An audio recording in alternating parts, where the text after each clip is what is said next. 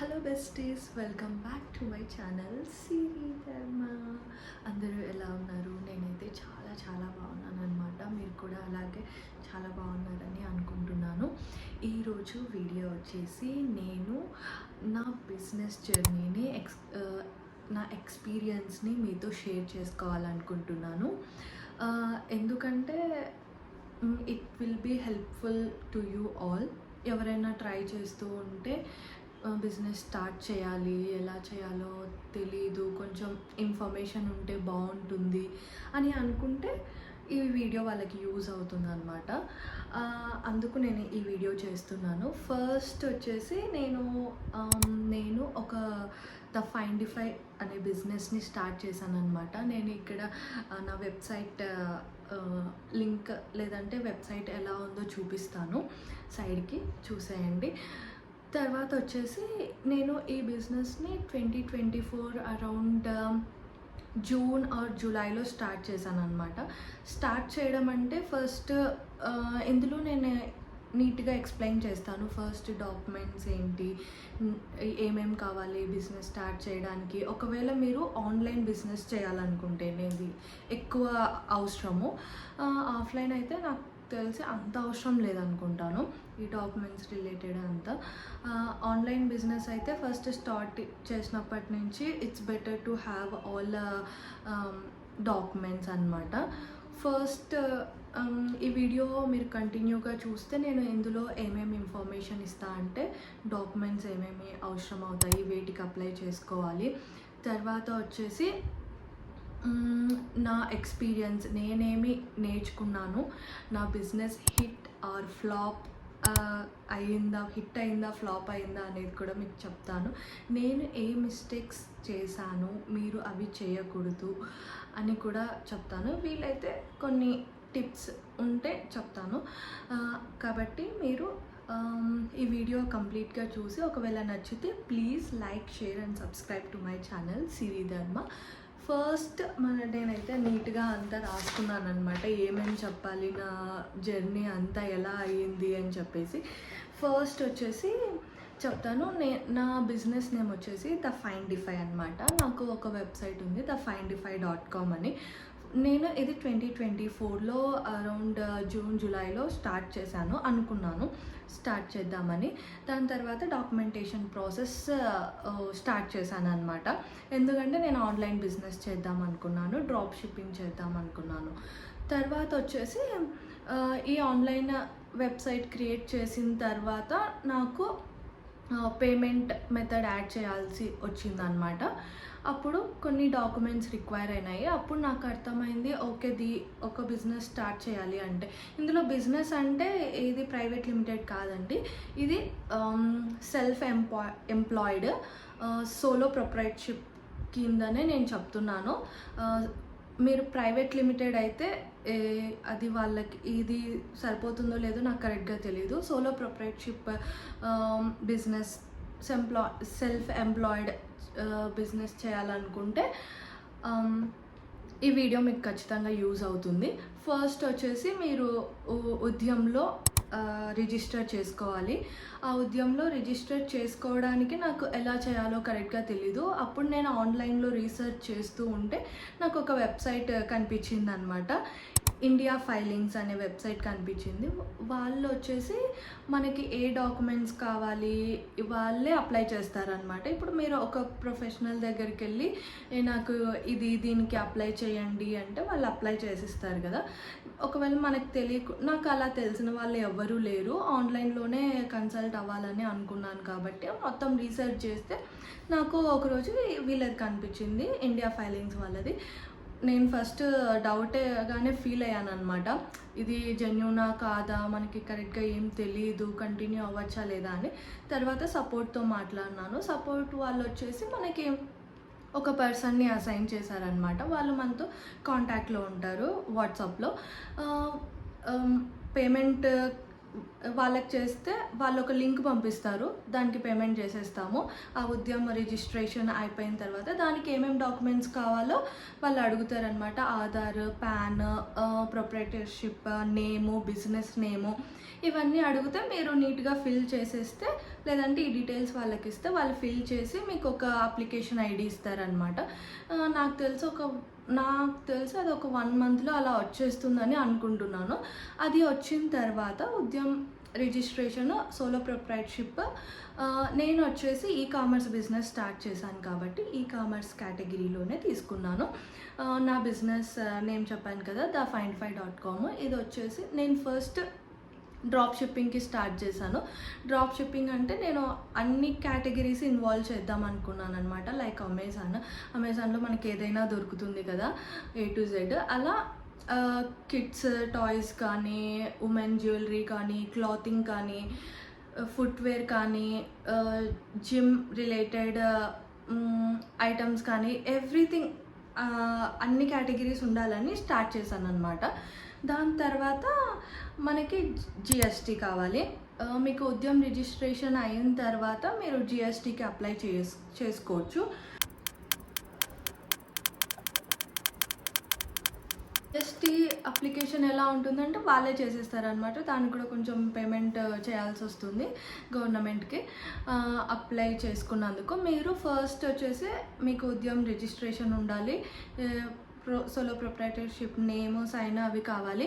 తర్వాత వచ్చేసి ఈ జిఎస్టీకి మీరు స్టాక్ ఎక్కడ పెడుతున్నారు, ఏ ప్లేస్లో బిజినెస్ స్టార్ట్ చేస్తున్నారు అనే ప్లేస్ డీటెయిల్స్ కూడా కావాలండి. ఒకవేళ మీది ఓన్ అయితే దానికి ఒక ఎలక్ట్రిసిటీ బిల్ కానీ, ఇంటి పన్ను, లేదంటే రూమ్ పన్ను ఏదో ఒకటి ఉంటుంది కదా, ఆ బిల్లు మీ పేరుతో ఉండాలి. అప్పుడు ఓకే. ఒకవేళ మీ పేరుతో లేదు, రెంటెడ్, లేదంటే మీ వేరే వాళ్ళది అనుకుంటే వాళ్ళ నుంచి మీకు కన్సెంట్ లెటర్ రావాలి, వాళ్ళ సైన్ ఉండాలి. వాళ్ళ సైన్ ఉన్న తర్వాత దాన్ని మీరు యూస్ చేసుకోవచ్చు జిఎస్టీకి. ఈ ప్లేస్లో నేను నా బిజినెస్ స్టార్ట్ చేయాలనుకుంటున్నాను అని చెప్పేసి స్టార్ట్ చేయాలని మీరు ఆ డీటెయిల్స్ ఇచ్చిన తర్వాత మీ ఆధార్, ఆ కన్సెంట్ లెటరు, లేదంటే మీ హౌస్ డాక్యుమెంట్ ఏదైతే ఆ ప్లేస్ కావాల్సిన డాక్యుమెంట్ ఇచ్చేస్తే వాళ్ళు వెరిఫై చేసుకుంటారు. చేసుకున్న తర్వాత మీకు ఒక రోజు డేట్ ఇస్తారనమాట. మీరు జిఎస్టీ ఆఫీస్కి వెళ్ళి మీరు దగ్గరలో ఎక్కడ ఉంటే అక్కడ మీరు లొకేషన్ పెట్టుకోవచ్చు. అక్కడికి వెళ్ళి మీరు విజిట్ చేయాలి. విజిట్ చేసిన తర్వాత అక్కడ మీరు తంబ్, ఆధార్, మిగతా ఈ డాక్యుమెంట్స్ చెక్ చేస్తారు. చెక్ చేసిన తర్వాత మీకు ఒక ఏఆర్ఎన్ నెంబర్ అని ఐడి ఇస్తారనమాట. అది తీసుకొని వచ్చి మీరు ఈ పర్సన్కి ఇవ్వాలి. మీకు ఎవరైతే ఫైల్ చేస్తున్నారో ఆ పర్సన్, లేదంటే మీరే చేసుకుంటే ప్రాబ్లం లేదు, ఆ పర్సన్కి ఇస్తే తను నెక్స్ట్ ప్రాసెస్ చేస్తారనమాట. ఎందుకంటే వెరిఫికేషన్కి జిఎస్టీ ఆఫీసర్ వచ్చేసి మీ ప్లేస్కి వచ్చి మీ స్టాక్ చూస్తారు. మీకు ఒకవేళ రెవెన్యూ జనరేట్ అవుతుంటే ఎంత జనరేట్ అవుతుందని, మొత్తం ఆ ప్లేస్ ఎంత ఉంది, విడ్త్, లెంత్ మొత్తం చెక్ చేసుకొని కొద్దిసేపు ఉండి వెరిఫై చేసి మీ ఏమైనా ఇన్ఫర్మేషన్ కావాలంటే అడుగుతారు. ఆ ఇన్ఫర్మేషన్ మీరు డీటెయిల్స్గా మీ స్టార్ట్ చేయబోయే కానీ, స్టార్ట్ చేసింది కానీ ఉంటే ఇన్ఫర్మేషన్ క్లియర్గా ఇచ్చేసేయండి. ఇచ్చేసిన తర్వాత మీకు నెక్స్ట్ డే వాళ్ళు అప్రూవ్ చేసేస్తారు. మీకు జిఎస్టీ నెంబర్ వచ్చేస్తుంది. అంతే, దట్స్ ఈజీ. నాకు అది తెలుసుకోవడానికి చాలా టైం పట్టింది అనమాట. ఇవి ఓకేనా కాదా, ఎందుకంటే నాకు ఓన్ ప్లేస్ లేదు కదా, నేను వేరే వాళ్ళ ప్లేస్లోనే పెట్టుకున్నాను కాబట్టి. వేరే వాళ్ళ ప్లేస్ అంటే ఎవరితో కాదు, మా డాడీదే. సో మా డాడీ నేమ్ ఉన్న ఎలక్ట్రిసిటీ బిల్ తీసుకొని వాళ్ళకి చూపించి, మా డాడీ కన్సెంట్ లెటర్ తీసుకొని అది చూపించి సైన్ చేపించేసుకొని చేశానన్నమాట. ఇది నా జిఎస్టీ ఇలా అయింది. దాని తర్వాత మీరు కరెంట్ అకౌంట్ క్రియేట్ చేసుకోండి. ఎందుకంటే మీకు బిజినెస్ చేస్తున్నారు అంటే కరెంట్ అకౌంట్ ఉండడం బెటరు. ఎస్పెషల్లీ ఆన్లైన్ బిజినెస్ చేస్తున్నారు అంటే కరెంట్ అకౌంట్ డెఫినెట్గా తీసుకోండి. ఎందుకంటే నేను వచ్చేసి నా వెబ్సైట్ ఒక్కటే కాదు నేను స్టార్ట్ చేసింది. నేను వచ్చేసి అమెజాన్, ఫ్లిప్కార్ట్, ఇంకా మీషో, మింత్రా వీటన్నిటికీ అప్లై చేశాను అనమాట. అందులో నా ప్రోడక్ట్స్ కూడా లిస్ట్ చేశాను. నేను తర్వాత చెప్తాను నెక్స్ట్ ఏమైంది నాకు అని. ఇది వచ్చేసి మీరు ఒకవేళ వీటిలో కూడా ఈకామర్స్ ప్లాట్ఫామ్స్లో కూడా మీరు లిస్ట్ చేయాలి మీ బ్రాండ్ని అనుకుంటే ఖచ్చితంగా కరెంట్ అకౌంట్ కావాల్సిందే, జిఎస్టీ కావాల్సిందే, ఉద్యమం కావాల్సిందే. ఈ 3 ఉన్న తర్వాత కరెంట్ అకౌంట్కి సేమ్ డాక్యుమెంట్స్ అనమాట. పాన్, మీరు సోలో ప్రొప్రైటర్ కాబట్టి మీ పాన్ ఉంటే సరిపోతుంది. ఒకవేళ మీరు బిజినెస్కి కూడా పాన్ క్రియేట్ చేసుకోవచ్చు అనుకుంటున్నాను. సోలో ప్రొప్రైటర్షిప్కి నాకు కరెక్ట్గా తెలీదు. ఒకవేళ చేసుకోవచ్చు అంటే బిజినెస్ పైనే పాన్ తీసుకొని ఆ పాన్ ఇచ్చేసి కరెంట్ అకౌంట్ క్రియేట్ చేసుకోండి. ఎందుకంటే అది చాలా బెటర్ అనమాట. నాకు ఒక చోట అలా అవసరమైందనమాట బిజినెస్ నేమ్తో కరెంట్ అకౌంట్. కానీ నేను అది చేయలేకపోయినాను కాబట్టి నేను నా పేరుతోనే నా పాన్ కార్డ్ యూజ్ చేసి కరెంట్ అకౌంట్ క్రియేట్ చేసుకున్నాను. జిఎస్టీ ఇవన్నీ documents as it is, Aadhaar, pan, GST, ఉద్యమం ఇవన్నీ ఇచ్చేస్తే వాళ్ళు వచ్చేసి మీకు క్రియేట్ చేసిస్తారనమాట అకౌంట్. ఇది కూడా మొత్తం ఆన్లైనే. ఈ ఉద్యమం నాకు చేసిచ్చింది ఇండియా ఫైలింగ్స్ వాళ్ళే, జిఎస్టీ చేసిచ్చింది ఇండియా ఫైలింగ్స్ వాళ్ళే. ఫస్ట్ నేను నమ్మలేదన్నమాట. ఖచ్చితంగా నాకు స్కామ్ అవుతుందేమో, ఏదో కట్టేసాము చూద్దామని చెప్పి ఉన్నాను. కానీ జెన్యూనే ఉండింది, థ్యాంక్ గాడ్. తర్వాత వచ్చేసి account creation, current account creation వాళ్ళే. మనము ఇలా రిక్వైర్మెంట్ ఉందంటే వాళ్ళకి తెలిసిన బ్యాంక్స్ అన్నిటికీ మన రిక్వైర్మెంట్ పంపిస్తారనమాట. వాళ్ళు వచ్చేసి మనకు కాల్ చేస్తారు, ఇలా మీకు కరెంట్ అకౌంట్ కావాలంట కదా, ఏ లొకేషన్లో కావాలి అని అడుగుతారు. మాకు ఇట్లా అనంతపూర్లో కావాలి అంటే అనంతపూర్ వాళ్ళకి కనెక్ట్ చేసి అక్కడ వాళ్ళతో మనకి కనెక్ట్ చేపిస్తారనమాట. మనం అలా తీసుకోవచ్చు. నేను తీసుకునేదైతే అనంతపూర్ బ్యాంక్ నుంచే కరెంట్ అకౌంట్ తీసుకున్నాను అనమాట. ఇది మీకు కరెంట్ అకౌంట్ తీసుకున్న తర్వాత ఇట్స్ మీ వాళ్ళు వచ్చి అగైన్ మీకు ఇంటి కాదు ఆ ప్లేస్కి వచ్చి వెరిఫికేషన్ చేసుకుంటారనమాట. ఆ ప్లేస్ లొకేషన్ని వాళ్ళు ట్రాక్ చేసుకుంటారు బ్యాంక్ వాళ్ళు. ట్రాక్ చేసుకున్న తర్వాత మీకు ఏంటంటే మీ బిజినెస్ బ్రాండ్ యొక్క బ్యానర్ ఖచ్చితంగా పెట్టుకోండి. తర్వాత వచ్చేసి బ్రాండ్ స్టాంప్ కూడా కొనేసుకొని పెట్టుకోండి. బ్యానరు తర్వాత స్టాంప్. కరెంట్ అకౌంట్ క్రియేట్ చేసుకున్న తర్వాత వెరిఫికేషన్ ఉంటుంది. వాళ్ళు ఒక ఫోటో తీసుకుంటారు బ్యానర్తో పాటు, లొకేషన్ని ట్రాక్ చేసుకుంటారు. తర్వాత కొన్ని వాళ్ళ మొబైల్లో కొంచెం అప్లికేషన్ ఫిల్ చేయాలన్నమాట. అంటే మీరు ఏవి సెల్ చేయాలనుకుంటున్నారు, ecommerce A kind of products cell చేయాలనుకుంటున్నారు అని చెప్పేసి కొన్ని క్వశ్చన్స్ ఉంటాయి. ఆ క్వశ్చన్స్ అన్నీ ఫిల్ చేయండి. నాకు జరిగింది నేను చెప్తున్నాను. ఒకవేళ ఇది మీకు వేరేగా కూడా జరిగితే ఇట్స్ ఓకే, అట్లా కంటిన్యూ అవ్వండి. ఇట్లయితే నాకు జరిగింది. బ్రాండ్ బ్యానర్ ప్లస్ స్టాంప్, కొన్ని క్వశ్చన్స్ ఉంటాయి. ఆ తర్వాత మీరు మీ దగ్గర ఉన్న అన్ని డాక్యుమెంట్స్ వాళ్ళకి చూపించేస్తే వాళ్ళు వెరిఫికేషన్ చేసుకుంటారు. నా కేసులో ఏమైందంటే నా దగ్గర బ్రాండ్ బ్యానర్ లేదు, స్టాంప్ లేదు, ఏం లేదనమాట. వాళ్ళు వచ్చే ముందే అడిగారనమాట, మీ దగ్గర ఇవి ఉన్నాయా అంటే లేదండి నా దగ్గర లేవు అంటే, సరే మేడం ఇది ఇట్లా 150 రూపీస్ అవుతుంది, మేమే తెచ్చిస్తాము, మీరు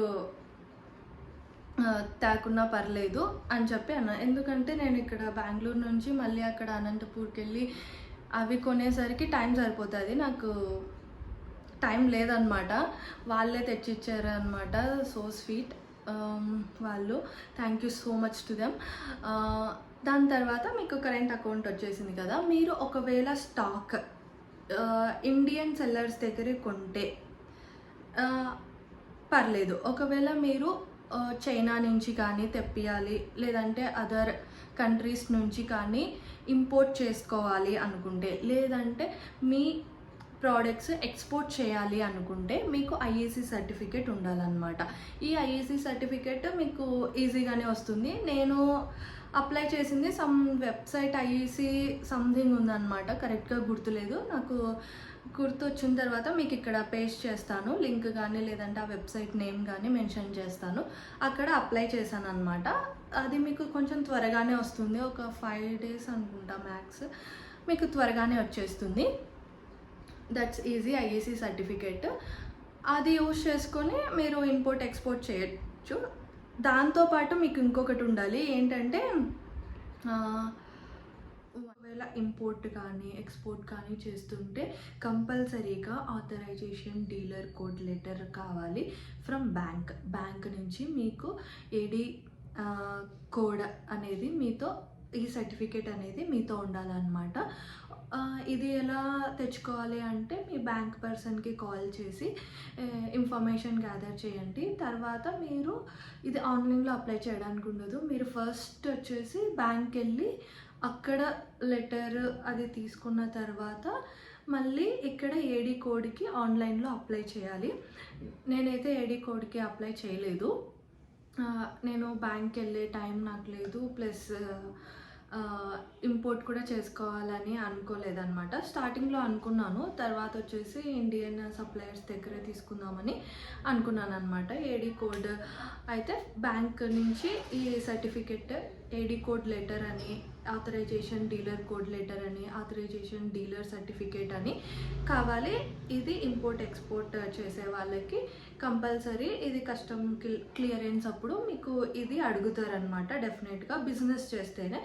పర్సనల్ ఇంపోర్ట్, పర్సనల్ ఎక్స్పోర్ట్ అయితే మీకు అవసరం లేదు. జస్ట్ ఏం పంపిస్తున్నారు, తర్వాత మేబీ పిక్చర్స్ అడగచ్చు ఒకవేళ డౌట్ కానీ అలా వస్తే, అంతే.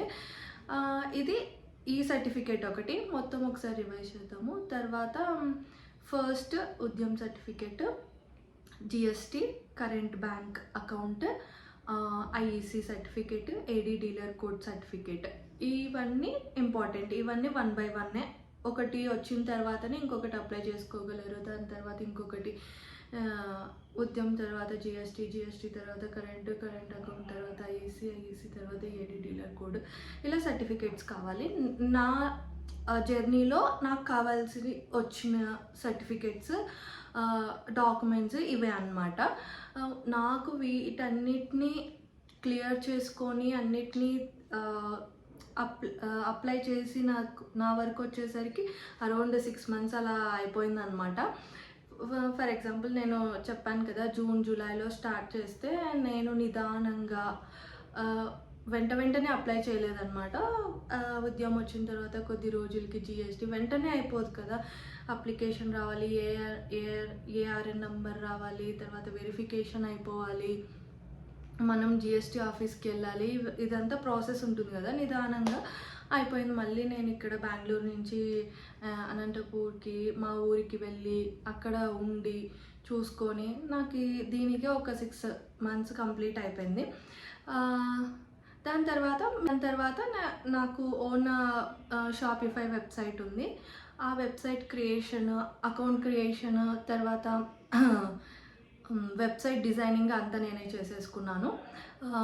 Payment methods, PhonePe, Google pay, ఇంకా ఏమన్నా కావాలంటే అవి కూడా నేనే చేసేసుకున్నాను. ఫోన్పే, గూగుల్ పే వీటికి కూడా మీరు సపోర్ట్ని కాంటాక్ట్ అయ్యి, నేను ఆన్లైన్లోనే చేసుకున్నాను. వాళ్ళు సపోర్ట్ ఏదైనా ఇష్యూ వస్తే మీరు మధ్యలో ఆగిపోతే సపోర్ట్ పర్సన్ కాల్ చేసి మీకు ఆ ఇష్యూస్ని క్లియర్ చేస్తారనమాట. క్లియర్ చేసేసి వాళ్ళు యాడ్ చేసేస్తారు చెక్అవుట్ పేజ్ దగ్గర, కానీ మీకు ఒక అకౌంట్ ఇచ్చేస్తారు, బిజినెస్ ఫోన్పే అకౌంట్ అయిపోతుంది. గూగుల్ పే, ఫోన్పే కానీ రేజోర్ పే అకౌంట్ కానీ, ఈ బిజినెస్ అకౌంట్స్ అన్ని మళ్ళీ క్రియేట్ చేసుకున్నాను అనమాట. ఎందుకంటే నేను ఆన్లైన్ బిజినెస్ చేస్తున్నాను. గూగుల్ యాడ్స్, ఫేస్బుక్ యాడ్స్ ఇవన్నీ స్టార్ట్ చేశాను అనమాట. దీని తర్వాత ఇంకా నా బ్రాండ్ని ఈకామర్స్ వెబ్సైట్స్లో లిస్ట్ చేయడము ట్రై చేశాను. అమెజాన్లో లిస్ట్ చేశాను. వీలైతే నేను ఇక్కడ మీకు స్క్రీన్ వేస్తాను అనమాట, నా వెబ్సైట్ అమెజాన్లో లిస్ట్ చేసినవి. తర్వాత ఫ్లిప్కార్ట్లో లిస్ట్ చేశాను. తర్వాత మింత్రా ఇంకా అవ్వలేదు. తర్వాత వచ్చేసి మీషోలో లిస్ట్ చేశాను. వీటన్నిటిలో లిస్ట్ చేశాను. దాని తర్వాత జెప్టో, బ్లింకిట్కి కూడా అకౌంట్ క్రియేట్ చేసేసాను. కానీ జెప్టోలో అయితే కంప్లీట్గా అయిపోయింది. కానీ ఏమంటే నేను లిస్ట్ చేయలేదన్నమాట. దానికి ఒక ఇష్యూ ఉంది. నేను చెప్తాను నేను ఏ మిస్టేక్స్ చేశాను, నేను ఏం నేర్చుకున్నాను ఈ జర్నీలో అని. అది మీకు ఖచ్చితంగా హెల్ప్ అవ్వచ్చు అని అనుకుంటున్నాను. ప్లాట్ఫామ్స్లో నేను ఎలా లిస్ట్ చేశాను, నేను ఫేస్ చేసిన ఇష్యూస్ ఏంటి అనేటివి నెక్స్ట్ వీడియోలో చూద్దాము.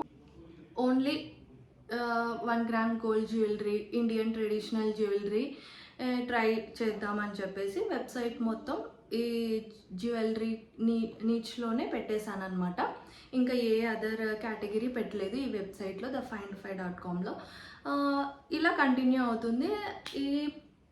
ఇప్పుడు వచ్చేసి హిట్టా ప్లాఫా అంటే హిట్ కాదు, ప్లాఫ్ కాదనమాట. ఇంకా నేను కంటిన్యూ చేస్తున్నాను. రైట్ నౌ అయితే కొంచెం స్టాప్ అయ్యానమాట. స్టాప్ కూడా కాదు, పాజ్ చేశాను. ఇంకా కొంచెం టైం తీసుకొని నా బ్రాండ్ని ప్రమోట్ చేసుకుంటాను, యాడ్స్ రన్ చేసుకుంటాను. తర్వాత యూట్యూబ్లో రీల్స్ అవన్నీ చేస్తానన్నమాట.